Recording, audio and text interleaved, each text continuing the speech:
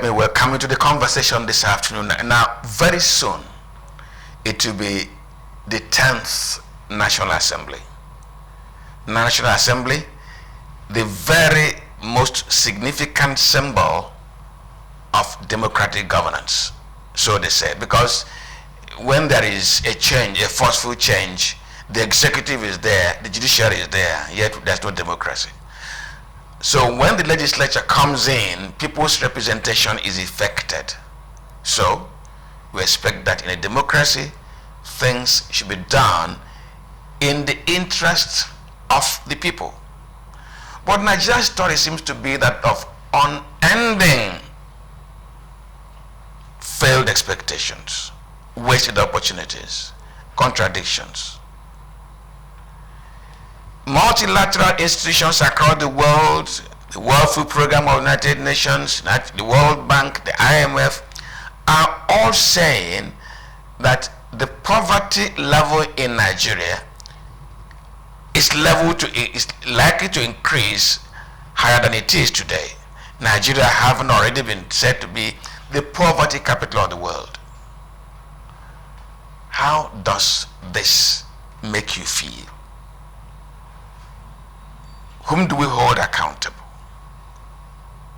Our governments, our legislators, our institutions? The question this afternoon is, what is wrong? And I have a man who fits the bill for us to discuss. Let us hear him. Maybe he will guide us through. Eze Onyekpere, who has been in this struggle to create an accountable social condition that cares for its people. Eze, welcome to the conversation. My pleasure. I'm not mourning or bemoaning, but very soon, national conversation will be, oh, we have inaugurated legislatures across the country, and our elected representatives will begin to discuss their wardrobe allowances, their travel allowances.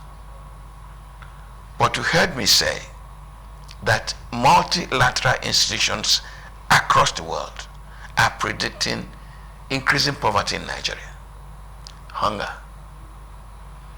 Without such predictions, in this Ramadan, check the burgeoning population of Nigeria's beggars. What is wrong? Well, you don't need, or we don't need multilateral institutions to predict for us that poverty is increasing in Nigeria, that we are becoming food insecure, or there's so much hunger in the land.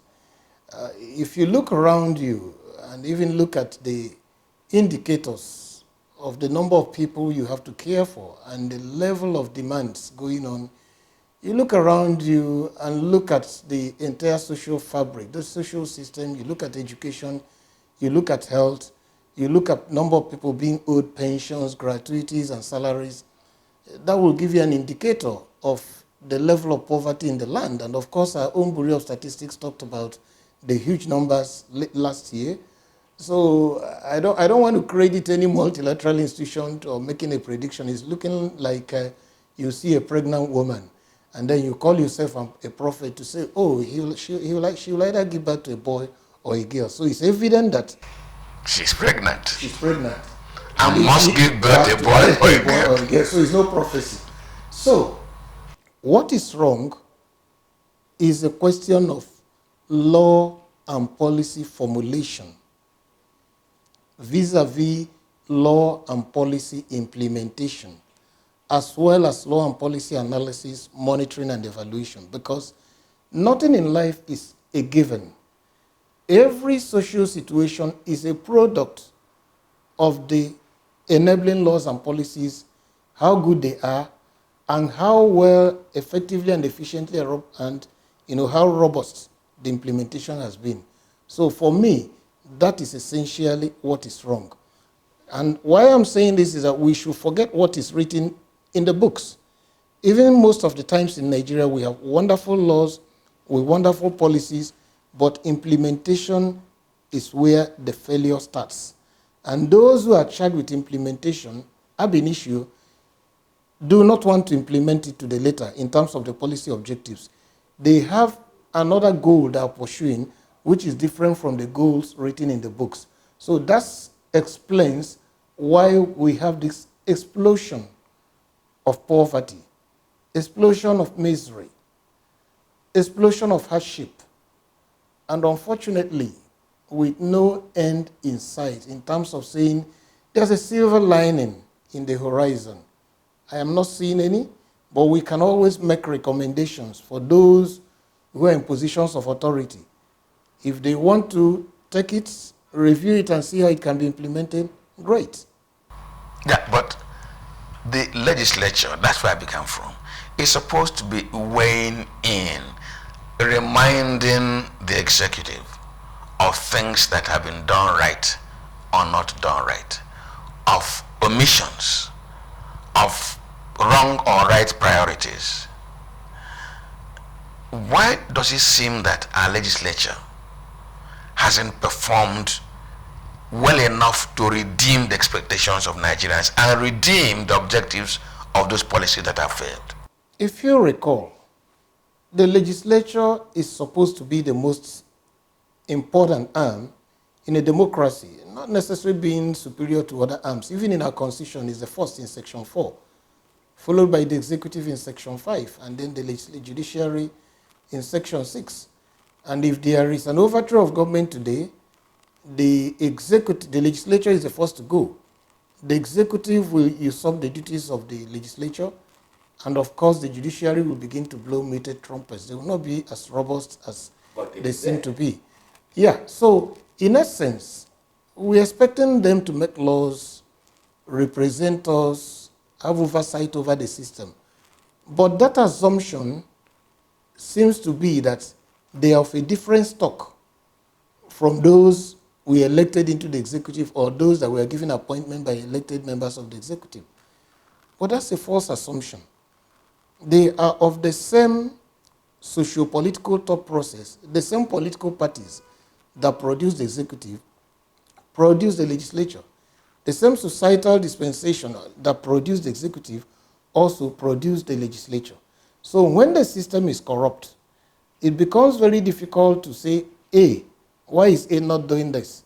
Because that same argument could also be pushed to the judiciary.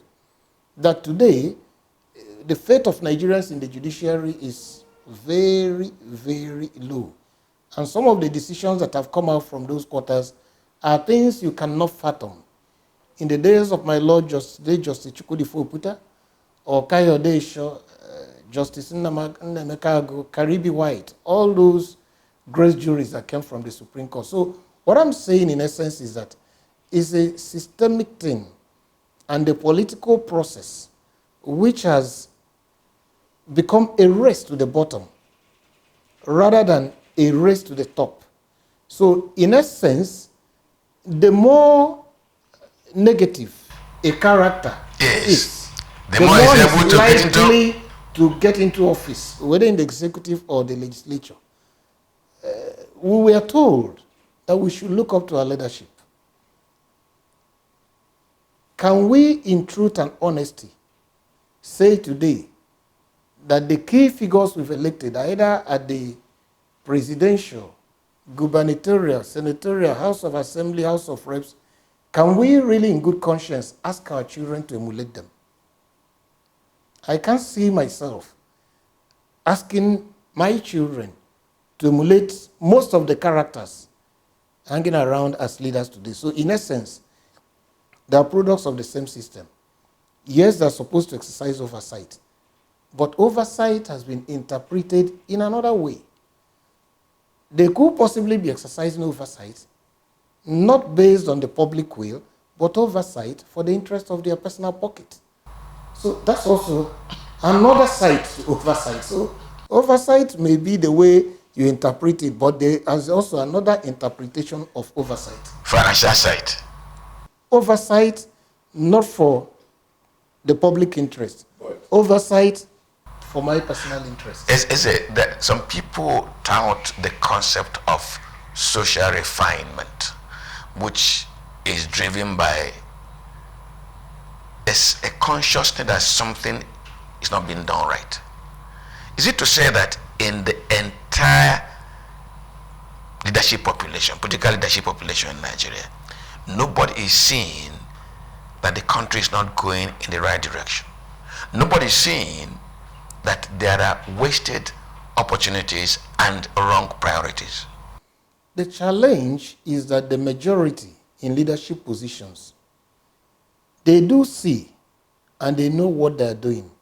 But the self, they allow the self to project itself beyond the public interest. So it's not that they do not know.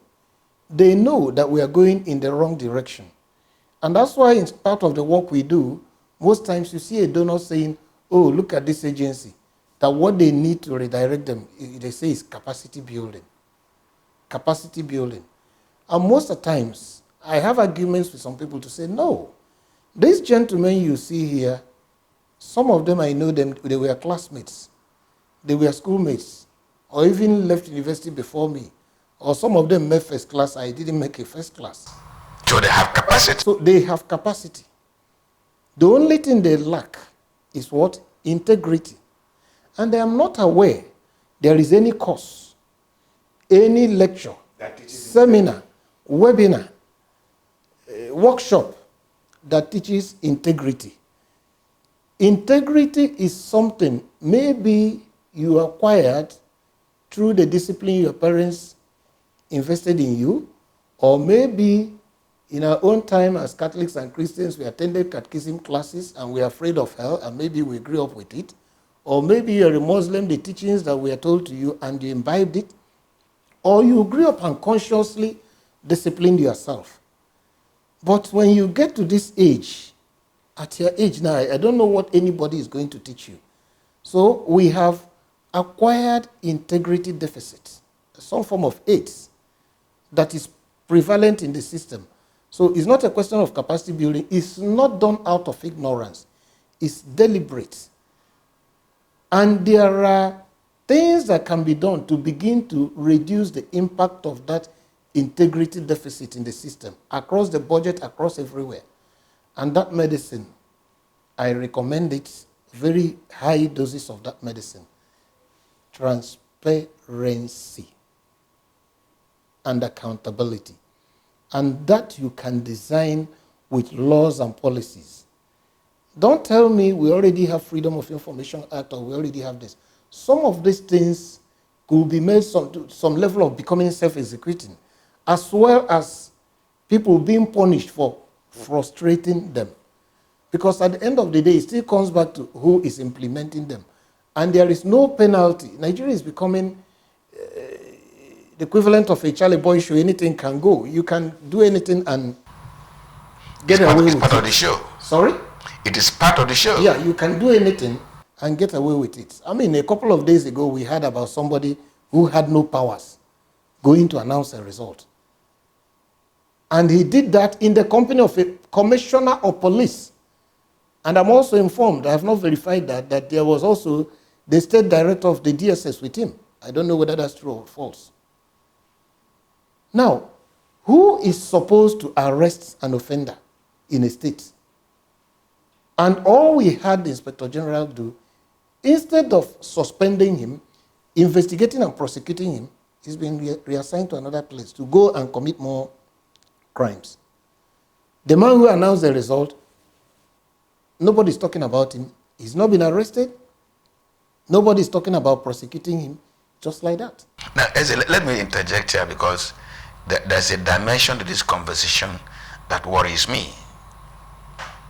And that is, as things get worse and the citizen sees himself under the boot of hunger, poverty, sickness, uncertainty about tomorrow. Survival is the first law of nature. In that, whether I speak, I will die. If I don't speak, I will also die. And the citizen decides that enough is enough. what can we do now to please prevent such a prospect? It's already here with us. I will tell you something which some people may consider a little bit outrageous. Go and read the preambular paragraph 3 or 4 of the Universal Declaration of Human Rights. It states that whereas if man, read man and woman because that was the language of 1948, is not to be compelled to rebel against tyranny, that human rights and fundamental freedoms should be protected by law. Implicitly, it recognizes a right to rebel against tyranny. That's my jurisprudential postulate, that there is a basic right to stop any man or woman who wants to sit on your head. Maybe you start by begging him to tell him this is not the appropriate place to sit, and he ignores you. You have a right to throw him off and deal with him. Okay? So, that could have been part of some form of rebellion against the system that happened during NSAS. It was contained. But the way our leaders are going about it in Nigeria today, I cannot prescribe a solution, because when you push people and push them, Nigerians already pushed the wall. They are pushed to the floor. Nigerians are now digging up the floor to see if they can enter. All right? But there may come sooner than later a newer generation, not the older ones, who will simply say, enough. If we keep quiet, we are going to die. If we confront you, we stand a chance of kicking you off and surviving. So the only option open will be to confront that system. Because, as we're even discussing poverty, my fear is this. Do you know the quantum of resources that were dedicated by politicians for the last 2023 general election?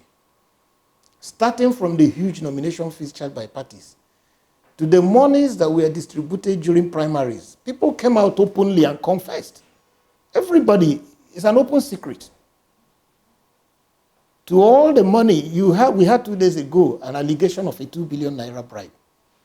Now, when you see the quantum, even the legitimate expenses for campaigns, how much does AIT charge for 1 hour? Outside broadcasting, is it less than 10, 15 million? Look at all those campaigns you are seeing on channels, AIT, all of them. Somebody is paying for them. All those buses that were being hired, somebody is paying for them. All those hire of places like stadiums, Tafawa Balewa Square in Lagos, somebody is paying for them. People were going about with chartered aircrafts to meet their schedules. Who will pay for them?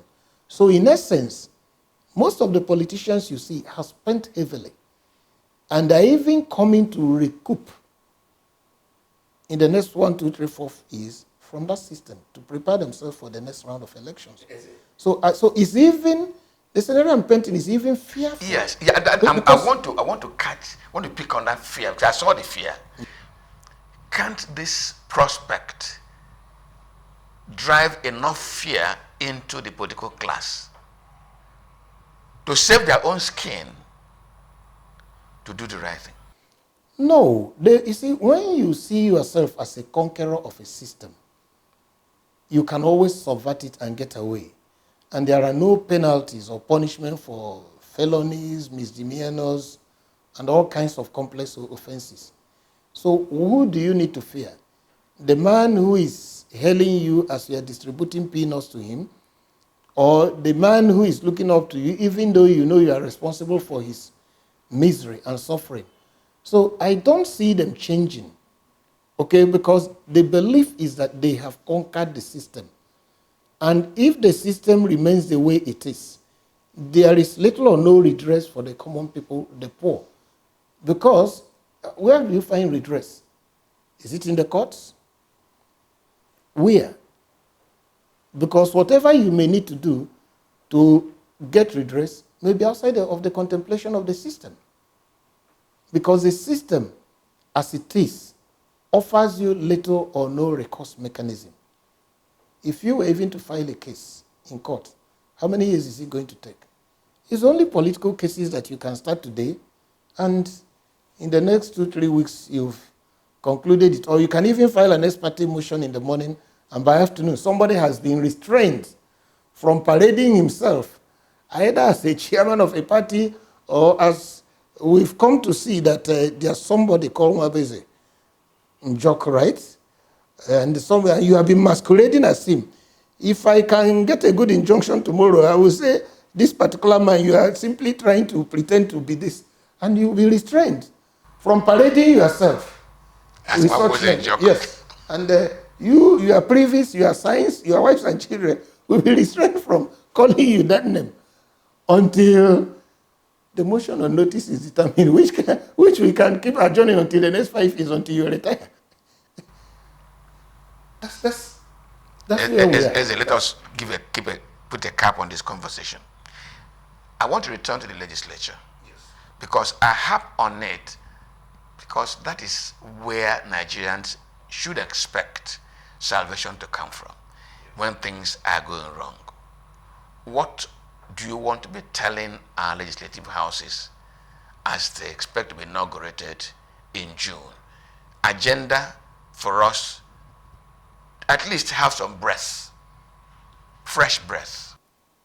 The agenda will start from an appeal to them, because they are the lawmakers, more or less the custodians of the law, and they can also decide, as we have seen they've been doing, to be the chief lawbreakers.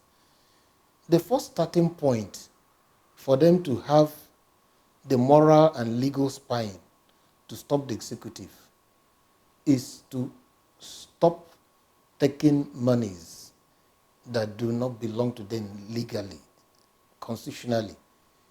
They use some form of corrupt legalism to appropriate monies that they shouldn't be taking to themselves. We had the Shehu Sani telling us they used to share about 13 million, is it every week or every month? Now, when you take that kind of money and acquire money through ways and means not within the contemplation of the Constitution, you cannot just walk into an executive office and start complaining that the man or woman has stolen, because he sees you take what doesn't belong to you under the guise of appropriation. So if you walk in there, he could possibly ignore you. Or the best you can do is that you may threaten him, which will be like blackmail. Oh, you are going to have a public hearing, and they call you, and all the radio and television houses are there, even if the place is very cold, and are calling you a thief in the public glare, asking you those uncomfortable questions. You'll be sweating and wiping sweat. Maybe that's the much, and you wouldn't like your name scandalized, so you give them a portion to take and leave you alone. So the first thing they need to do is to set that agenda by stop taking what doesn't belong to them. That is the first step. Then it comes back to some level of acquiring integrity. If you don't take, and people see you don't take, so it will be easier for me to come to you to say, Mr. Onyekpere, what you are doing is wrong. And you say, who is this person coming to tell me about right or wrong? You explore and explore to see whether that thing I'm warning you is wrong, whether I'm doing it, and you can't find anything. The chances that you will have a rethink or listen to me is there. But if that same thing for which I came to you is exactly what you know I do, you just be watching, say, who is this guy? Who is he thinking he's talking to? So that's the major assignment. And then they should take their work seriously in terms of appropriation. Make sure you make budgets, expenditure proposals that are in tandem with the revenue profile. Actually, not just to bloat it, and then we have credibility problems with budget implementation. And when you make such budgets, you follow up the implementation. Make sure it is implemented to the letter, that contracts are not inflated. And where you see these things happen, of course, you raise your voice. Talk to the anti-corruption agencies, mandate them to do the needful. And if they are able to do that, they will make everybody sit up, including the judiciary. But they are so much involved in the system This question would have made so much sense at the time of primaries. It appears it is too late in the day, because if you go to a state, the governor is the leader of the party in power. Nobody gets nominated to be a legislature, including the senators, if you are not in his lineup, if you are not a product of his system, or if you disagree with him, he will frustrate you. And at that point, they bring on board all kinds of characters, not based on merit, not based on competence, not based on character. So now they have loaded the system and people have been elected. It appears to be too late. And many of them spent humongous amounts of money to get there. What they are doing is like a typical trader who goes to China with $1 million, buys goods of say 800 or 900,000, uses 100,000 to ship the goods into Nigeria. He comes back, he looks for an extra 300,000 to clear them from the walls, drives it to his shop, offloads them. He will sit down and calculate all his costs. I bought 1 million pieces of goods. It cost me 10 million naira. That means each of those goods, since they are the same, they are about 10 naira. It costs. Then my profit will be 2 or 3 naira per one. You add it and start selling. But as a trader, you have a limitation because you are not the only one who went to China. If you price yourself out of the market, your products will be there, and those who went with you who price themselves reasonably will go on the market 3 or 4 times. But in political financing, there is no competitor. The only thing you have is your conscience, which most of the times before you get there is date. So it's not like there's anybody. It's just like anything you can grab. There is no market forces to limit you from pricing yourself out of the market. I'm even, I'm calling it pricing now, but it's unfortunate. It's unfortunate because many of them spend millions to get to where they are today. And the first thing they want to do is to recoup. Eze, I want to thank you for coming to the conversation. My pleasure. Great. Well, the conversation never ends. You know that it goes on and on and on. And in the belief that as we converse on these issues, somehow, someday, we'll find an answer, some answers to some of our problems. My name is Eze Onyekpere. Good afternoon.